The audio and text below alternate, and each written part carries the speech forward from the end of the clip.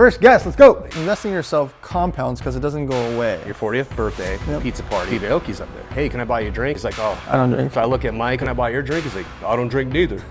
A new business owner, for $1,000 or less, can create their own brand. I'll give you a quick example. Can you name the CEO of Southwest Airlines? No. Name the CEO of American Airlines? No. If I ask you Virgin Airlines, you know Richard Branson. Yep, 100%. Right? And so does everyone else. More people will see your business, which leads to investors, partners, clients, customers, vendors, referrals, employees, and everything in between. It costs you nothing. A lot of social media is perception is reality. They see a Lamborghini and they see a house and they don't realize that the Lamborghini is rented or maybe their friends. There's a difference between a 20-year-old life coach and someone that can prove it and back it up. All right, welcome back to the Creative Contractor Show. This is Dan the Roofing Man, and this is episode number 10. And today I have a very important guest. He doesn't really need an introduction. He is a connector of people, winner of awards, owner of businesses. He's a philanthropist, been a mentor of mine from afar for a very, very long time. I'm fortunate to know him personally, but this is Mr. Dan Fleyshman. Thank you for having me. First guest, let's go. Yes, first guest. What's crazy about it is I can go back and connect all the dots from the first time that I invested in the Avengers, okay, up until this point in time. And I know exactly when I met you. I know actually when I saw you for the first time setting up the event at the Avengers in Scottsdale, running around. I'm like, who the hell is this guy?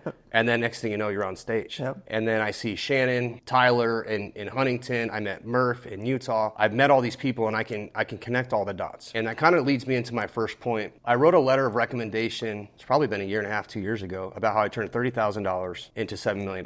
And it really boiled down to me investing in myself. And I was at a point in my life where I had gone through a lot of failure, and I swore to myself I would never go back to that place again. As I started my company, I had a lot of success. I paid off all my debt, had a crap load of money. I've been blessed with an amazing wife, amazing children, and I've traveled the world and I've got cash flow. But I kind of felt like this is it. I achieved all my goals. It was at that point in time when I invested in the Avengers. I believe that you should invest in yourself, and you've been a huge proponent of that. And I want to know your thoughts about people taking the time and the money and the energy and the effort to invest in yourself, and what your thoughts are about that and how that's affected you and your life. Investing in yourself compounds because it doesn't go away, right?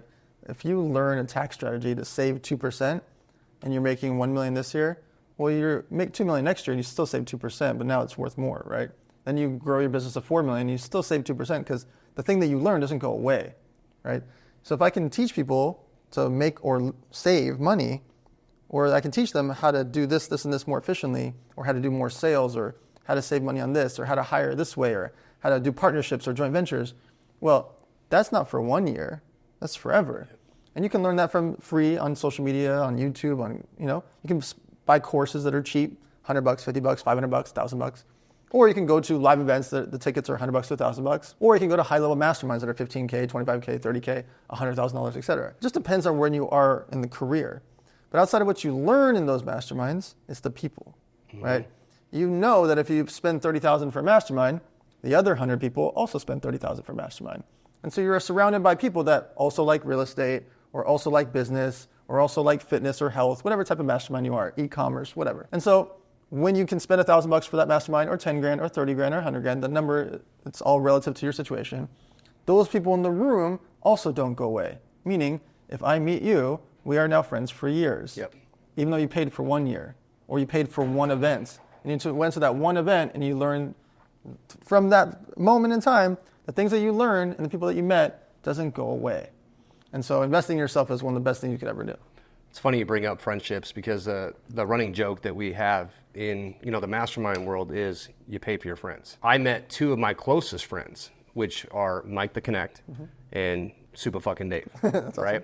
Dave's actually a business partner of mine now. Yeah. I met him because I wrote you about your 40th birthday pizza party. It was my anniversary. I'm like, hey, Dan, I want to come. It's my anniversary, but we want to start the trip with your party. And you're like, here, Dan. Here's tickets. I'd love to have you come. We stay at the Addition, go upstairs. My wife's getting ready. Takes forever. Steve Aoki's up there. And so I just went up, introduced myself. Yeah. Like, hey, can I buy you a drink? And he's like, oh. I don't drink. I don't drink. So I look at Mike and I'm like, oh, well, can I buy your drink? He's like, I don't drink neither. And I'm like, okay. So I go, well, orange juice? Yeah. I'm like, all right, guys, well, I'll see you at dance party. Yeah. It was nice to meet you. And then I'm walking away and Mike's like, well, you could buy the meal. And I look and I'm like, all right, I got your meal. So I just go sit at the bar, and then I text my wife. I'm shaking. I'm like, you need to come up here. And Steve's here, because my wife's really into that music. I'm a country boy, right? Yeah. But my wife's European. And so she comes up, meets him. I come back. We have to go take a bus to get to the top. And hey guys, I got to leave early. I know you're going in the back way, but it's gonna take me a while to get there. I said, I've already paid for your meal. I have no idea what they had. Yeah, you don't know what. Yeah. No, at least they're not drinking. There's no wine. I'm like, so it's not gonna be that expensive, right? I said, I've already paid for your meal. The bartender knows to put anything else that you have on your tab on my tab. Mike's like, let me get your Instagram, or let me get your number. I'm like, oh, here's my Instagram. I'm like, you don't have to try to be nice, like just because I was. Yeah. And so we get there, they go right to the Everbowl booth, and he comes up to me, he's like, hey bro, you really didn't have to do that. And I'm like, no man, that's just like, that's how I show love. I like to buy people drink, and food. Tyler knows this, it's just how I show my affection. And he's like, well, let me get your number. And I'm like, I already gave you my Instagram. He's like, I asked you for your number. I'm like, oh, my bad. That night, we go back to the Edition. We're walking in the lobby. Mike sends me a text. What are you doing tonight? Well, next thing you know, me and my wife and Mike and then Dave eventually sat up till like 4 a.m. Really? Just like this. Yeah. And we have very different backgrounds, completely different. But we connected on a level that to this day, like literally we text each other almost every day. We're sharing stuff online, and that's one of the things that I took away, literally just from investing in myself. I now have 2 of my closest friends. That's awesome. And they've taken, like even my friends go to Vegas and like, hey man, how do I get into Carbone? Like, I got you. That's not what my friendship's about. Sure. But now Dave and I are in business, and hopefully we're gonna make a bunch of money together, but it's been phenomenal, and I can connect every single dot from that investment until now. So the Creative Contractor Show, at the very beginning right now, it's about the super basic stuff about business and contracting, and literally like how to open an LLC, how to start your social media, and how to just corporate structure and attorneys and just all that stuff, because I never had that information growing up. You wrote a book a couple years ago about how to create your personal brand for $1,000. Yep. And in there you talk specifically about being omnipresent. Yep. And I've taken that to heart to the point where I've started the show. I hate being on camera. I hate being the center of attention, but I recognize it. It's useful. What is your opinion about that? Because again, a new business owner for $1,000 or less can create their own brand. So what is your opinion on that and being omnipresent? So it's something that has to happen no matter what size your business is. I'll give you a quick example. Can you name the CEO of Southwest Airlines? No. Can you name the CEO of American Airlines? No. I can keep going with a bunch of airlines, Yep. Except if I ask you Virgin Airlines, you know Richard Branson. Yep, 100%. Right? And so does everyone else. Because he does social media, he makes content, and if you also think about it, the other airline CEOs don't have a vodka, a record label, a hotel chain, restaurant chain, etc. Richard Branson does. So the one guy that has personal brand has one of the nicest, coolest airlines and a whole bunch of other companies because of a personal brand, because we know him by name. Yep. And so in your sector, whether you do roofing, real estate, fitness, health, a restaurant, if you build your personal brand and you create what's called omnipresence, so you pop up on Twitter, Instagram, Facebook, LinkedIn, Snapchat, all the different platforms, TikTok, YouTube, etc., what happens is you are seen and shared by people that you have no idea exist. So you own a restaurant, and you only have 40 followers on Twitter, but 2 of them are Dan and Dan. And I retweet it and you retweet it. Mm-hmm. What happens to the restaurant? You have 400 followers on TikTok. You're like, I only have 400 followers on TikTok, but 2 of them are Dan and Dan. And we repost it and reshare it. And all of a sudden, Ed Milet, Andy Frisella, all these legends see it because we repost it, and they might see our content, and they might like it, and they're like, oh, they repost it. What just happened to your business, right? You don't know what could happen if you post on social media. What I can guarantee you will happen is more people will see your business, which leads to investors, partners, clients, customers, vendors, referrals, employees, and everything in between. And it costs you nothing because you can carry it around your cell phone. You can make the content from your phone that you already paid for on platforms that are free. Facebook, Instagram, TikTok, they're all free. And so it's crazy not to do it. And I just feel like too often people make it seem so hard to make content. When if you make content of teaching someone or making them laugh or showing them your business, they will like it, they will comment, they will share, you will grow. It's as simple as that. If you're at a restaurant and you show us how you make your burger, people will like it, comment, share, and show up to your restaurant. If you do roofs and you show how you do roofs, and I need a roof one day, or my uncle's sister's cousin's friend needs a roof, guess I'm going to go? Dan the Roofing Man. Yep. Right now, if someone says the word roof to me anywhere in the world, who am I going to think of? Dan the Roofing Man. Every single time. And so social media does that. Omnipresence does that for you. You had the show the other day. Is it Albert Preciado. He was on there and he was talking about how, things have gotten a little, it's been more difficult with mortgages and real estate and everything going on. And he's had some haters. And the guy's talking about how like he's not showing him working out in the gym all the time, right? But he says in there, he's like, look, a lot of these other people are hurting worse than I am because they don't have a brand. He's like, I've done a really good job of building my brand and sometimes it's hard.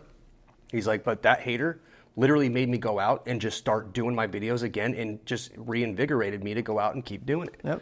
Yep. So I've always done roofing, right? And we were I think it was at the event in Scottsdale where we talked about, and Jesse Lee was really big into pouring into me and just being like, hey, you got to share more, you got to share more, you got to share more. And I'm like, who the hell wants to hear about roofs? Nobody wants to hear about roofs. But the flip side is I do some of the craziest houses ever built. And so I did an ad, I boosted it $500. Okay, because everybody that was at this event was telling me to do it. It wasn't necessarily specifically speaking to me. They were sharing it in general. Some people were like, look, you got to just try it. So I did it. I got Nathan Shue's house. And then Jason. There you go. And it's like, but $500 $500 promo, boost post. And I ended up with $150,000 in revenue as a result of that. Right. Now, I have a large ticket item or big ticket item, and most of my clients buy from me over and over and over again if they know about me. They associate me now with these architects and these engineers and these designers, and it's because I'm out there on these jobs and I'm showing it. I can prove that it's worked, and that's why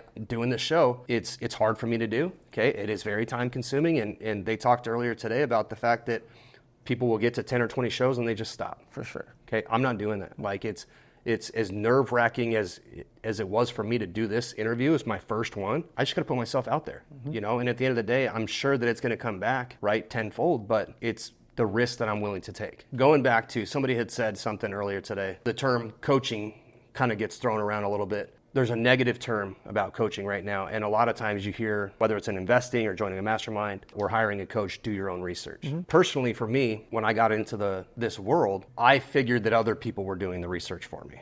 Sure. Okay, and I'm not a dumb person, but I was ignorant to that situation. Okay, can you give me a little more information on why people need to do their own research into who Dan the Roofing Man is, or who Dan Fleyshman is, or this investment, or why they need to do that before actually cutting the check? A lot of social media is perception is reality. So they see someone, they see a Lamborghini, and they see a house, and they see the success, and they don't realize that the Lamborghini is rented, or maybe they're friends. Yep. The house might be rented, or maybe they're friends, and you don't actually know in that scenario. The difference is when you can find a coach or a mastermind that's from someone that you want some part of their life. It doesn't have to be their whole life, right? You may not want to be Grant Cardone or Gary Vee or some big, huge character, but you might like one aspect of their life, right? You like their social media, you like their real estate, you like that they do roofs. You might like one main thing. If it is not aspirational to you, then don't hire them, don't buy from them, because that's not what you actually want ultimately. But if you see someone like Ken Clothier, who literally manages 7,000 single-family homes, which was my mentor, by the way. There you go. Yep. I would pay him every single year for the rest of my life because he has the street cred and the proof that he's managed. I think it's almost 8,000 single-family homes now. And you know the name. It's called Memphis Investments. That's something that you can look up. You can research, and he's been around for decades, right? Other real estate guy that says, I've done 1,800 flips, and they're 21 years old, you're like, well, that's not possible, right? Yep. And so there's a difference between a 20-year-old life coach and someone that can prove it and back it up. Now, there are some coaches that are coaches, that they coach about coaching, and they might be really good at it, by the way. Let me just be clear. There are coaches that are just coaches that have never built a business that'll whoop your butt into shape and inspire you, motivate you, get you going. And they might not have the resume, but you might need them to yell at you or push you, put you through the ringer. So there is some reason to hire some coaches that are coaches. However, what I look for is, what I recommend, and also what I showcase on social media, is my whole world. If you'd like me for charity, or for restaurants, or for sports cards, or for live events, if you want to learn something about a certain category, that's where I would come in. If I want to learn about roofing, or real estate, or business, or fitness, or health, there are people that are out there that would be a good coach to teach you about health, or business, or fitness, etc. The important part of researching is, unless you've had friends that have gone through it, you should be diving down the rabbit hole. Yep. If your friend has been with the mastermind for 2 years, okay, well, they've just proven that they've been there for a while. If they've been there for 2 weeks, you don't know yet, right? And you want to go back and look at old videos, testimonials, comments, etc. But for the most part, for one-on-one coaches or for mentors or buying courses, you just want to look at their resume and not what they just say on social media about the resume. It's easy to type anything you want on social media, but actually look at it. Scroll back 2 years and see what's going on. You can scroll back on my Instagram to 2014, a decade ago, and you're going to see my businesses, my companies, right? You're going to see headquarters and offices. Yeah. Andy Frisella, you can scroll back a decade, and you're going to see 100,000 square foot warehouses, tens of millions of dollars in sales. You can scroll back years and years on Ed Milet. You get where I'm going? There are business guys and girls that you can see. Jamie Lima built $1 billion business, right? Bobby Castro sold 800, Yep. You're going to see those things in real life, and you can scroll back and see it. Sometimes you see these one-on-one coaches, and they've got like 12 posts or 26 posts. Yep. And you can't really go that far back. And so for me, it's just looking at their street cred and looking at their resume. When I was joining the Avengers, I thought I was invited on accident by Cody Smurber. Mm-hmm. And I'm like, I don't even belong in this room, but I don't care, I'm going. And so before I cut the check, I asked my wife, I asked my best friend, and I asked a guy named Mike Arce, which is a guy that, you know Mike, right? So Mike was a server and I was a busboy. And we grew up in the same neighborhood. I went to grade school and high school with his wife. Really? And then he knows my wife because she was a hostess. Mm-hmm. That's where I met my wife in 2003. So I get a hold of Mike. I'm like, Mike, I know you're into coaching, and I know you know this world. What do you think of this group, the Avengers? He's like, Dan, I spend $250,000 a year on personal development. Wow. I said, I absolutely support you doing it. He's like, I don't know any of these guys. I know Dan Fleyshman, and he's the real deal. And that's the guy that I would invest with. That's the only person out of that entire group of Avengers that he put his name on. And I trusted Mike because Mike and I came up we know each other's backstories and who we were back in the day. I basically invested. And when I started my podcast, I went to Mike and said, Mike, I'm going to start a podcast. I said, Dan, if I can give you one piece of advice. He's like, everybody goes back and watches the first show. Yes, he's like, try to just give as much value in that first show as possible. And that's where I talked about me investing into personal development and how I can tell the story. And I'm sure the production sucks, right? And I know that. And I know I'm going to get better at this. At the end of the day, like Mike was in my network and Mike was able to give me that advice. And I took the advice and I absolutely do not regret it. What is your opinion on your network is your net worth? So it's true because there's different conversations and there's different actions. And there are different things that they talk about and the things that they go to. Meaning, if I hang out with a bunch of guys that smoke weed, what are we going to do all day? We're going to smoke weed. If I hang out with a bunch of skaters, we're going to go skateboarding. Nothing wrong with smoking weed or going skateboarding, but that's not going to level up your life. Yep. If you hang out with Ken Clothier, what's his conversations like? If you smoke cigars with Ed Milet, what's he talking about? Yep. You go to see Andy Frisella's headquarters, your mind is exploded because it's 250,000 square feet. And so the people that are around you literally change your life. Because the difference between going to McDonald's and skateboarding, smoking weed, or going to school and going to the movies, or going to those things versus going to real estate events, going to a roofing conference, going to a solar conference, going to learn things because that's what they want to do. They want to go to XYZ. They want to go snowboarding. They want to go to the gym. They want to go to healthy meals. They want to have protein shakes. These guys want to go to McDonald's. Yep. And again, it's not that you have to get rid of all your friends, but they are going to hold you back if they want to take you to McDonald's and these guys want to go get protein shakes and better your life. And so your network is your net worth in that sense because the things that you talk about, the things you see, the things that you hear, the things that you engage with, the places that you go are based on the people you hang out with and the people that you talk to. And when you talk to busy people or rich people or people that are motivated and focused, you are going to talk about really interesting things to make yourself better. I learned it's lonely at the top. And, if all the crap that I deal with on a daily basis, I can't really go home and tell my wife because she'll internalize it and she'll stress out, right? Whether it's making payroll, not having revenue, had a problem on a job, I can't share that. And then I've got other friends that have never owned a business.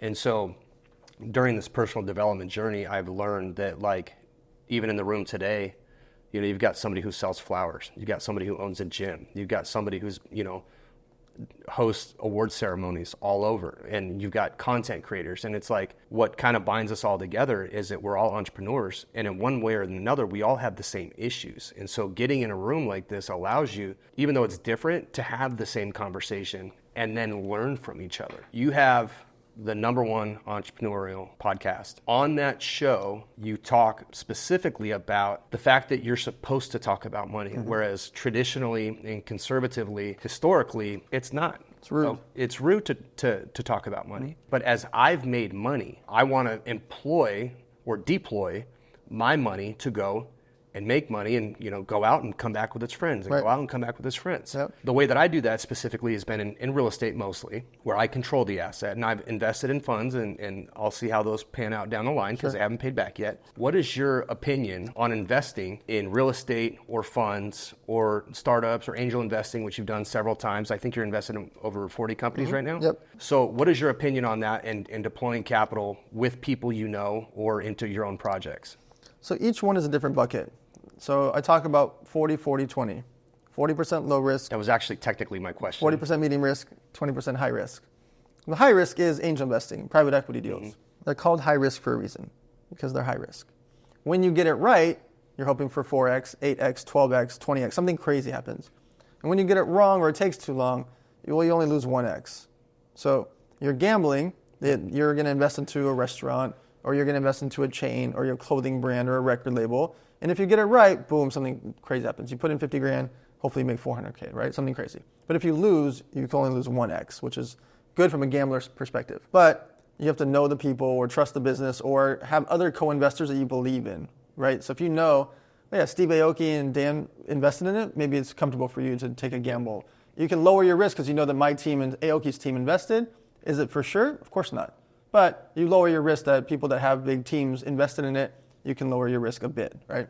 Knowing that we vetted the situation, lawyers, accountants, whatever. On the real estate side, if you try to go do it yourself, this is high risk because you don't know the same way that you do because you've done it a bunch of times. Sure.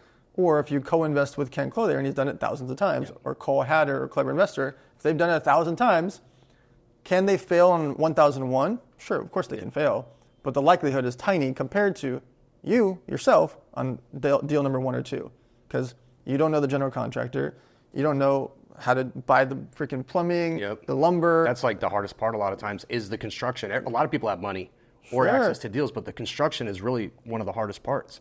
And if it's my first time, I'm Googling general contractor in Hollywood versus you like, hey, Robert, how are your kids? How's your wife? Like, you know their kids' birthdays because you know your general contractor because you've done it lots and lots of times. And so I'd rather co-invest with someone. So I like real estate a lot, but I co-invest with people that are good at it. Sure. Because I don't want to try to reinvent the wheel, and they're just better at it. On the low risk side, you just have to deploy capital. As you start to make more and more money, you got to have some money that's just kind of boring and just making you like 5%, 9%, 7% a year. That's just kind of compounding, boring. You don't think about it. There can't be any work involved, though, on low risk stuff. If it's only making you 5, 8, 7, 9%, it can't have any work involved. It has to just kind of be there and be dumb. And in the middle there, on the real estate side, I also like the stock market. Stock market has ups and downs and roller coasters, but ultimately, year after year, Apple will go from 1 trillion to 2 trillion. Google will go from 1 trillion to 2 trillion, and then 2 trillion to 3 trillion. They're going to be multi-trillion-dollar companies as time goes on in our lives. And when we're dead, they will still be around.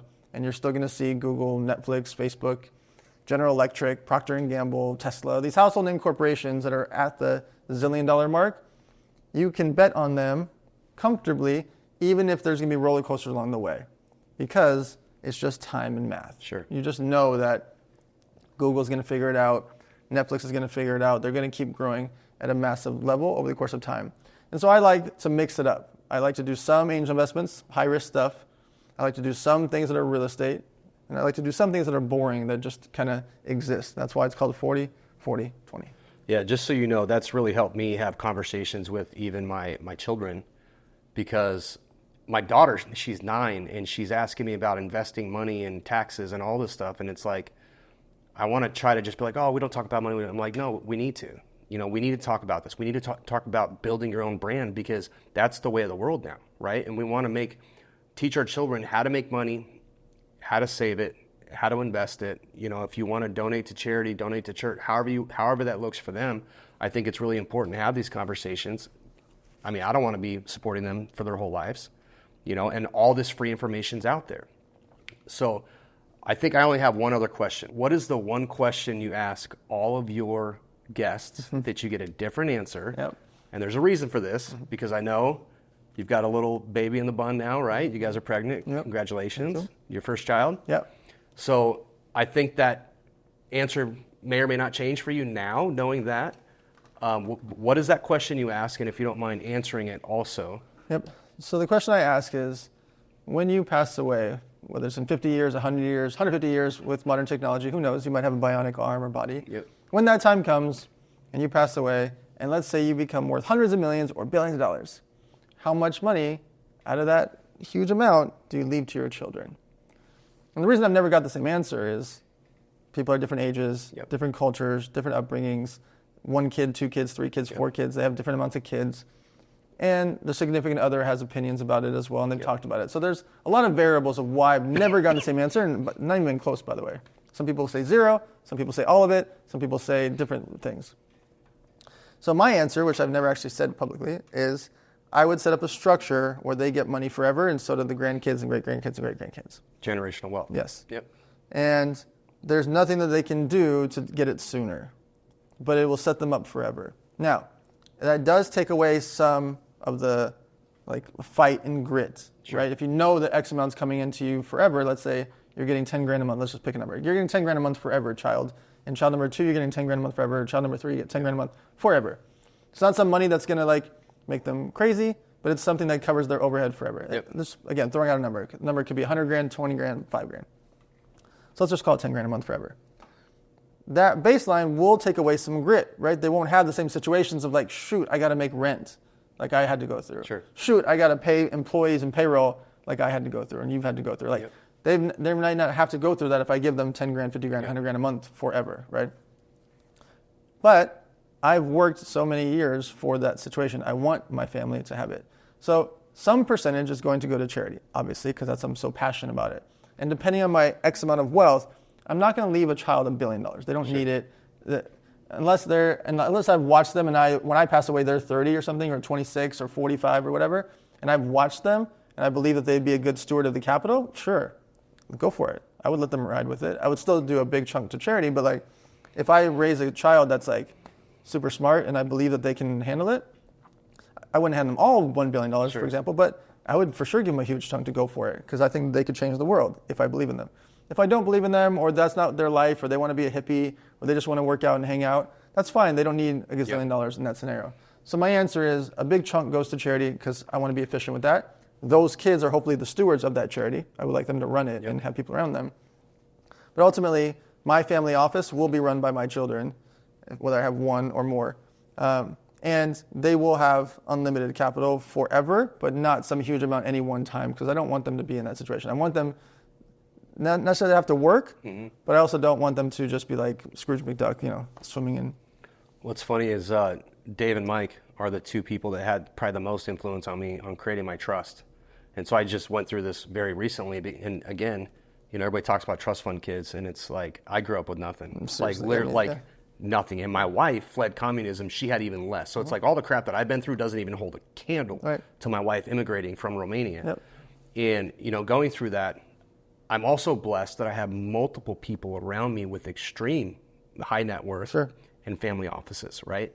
And despite that, they're coming to this roofer guy about asking me about, hey, how do you, set up a management company, and how do you have your kids on payroll, and what about this corporate structure and all these things? And it's because I invested in myself and I've learned a lot of things. And while I have access to these family offices and all this wealth of knowledge that I can learn, I also have the ability to pour back into them about things that I've learned from guys like you and guys like Kent and just everything that I've learned through this situation. So that's pretty much all I have for you. I know you're super busy. I know how crazy your life is. I really appreciate everything that you've done for me and just connecting me and mentoring me from afar. You had such a positive influence on my life. So I really appreciate that, and I appreciate you taking the time to come out here. Happy to be here. I'm happy we got to do podcast number 1. Yes. Hey guys, let me know what you thought about this episode. If you don't mind leaving a comment down below, and we'll see you next time.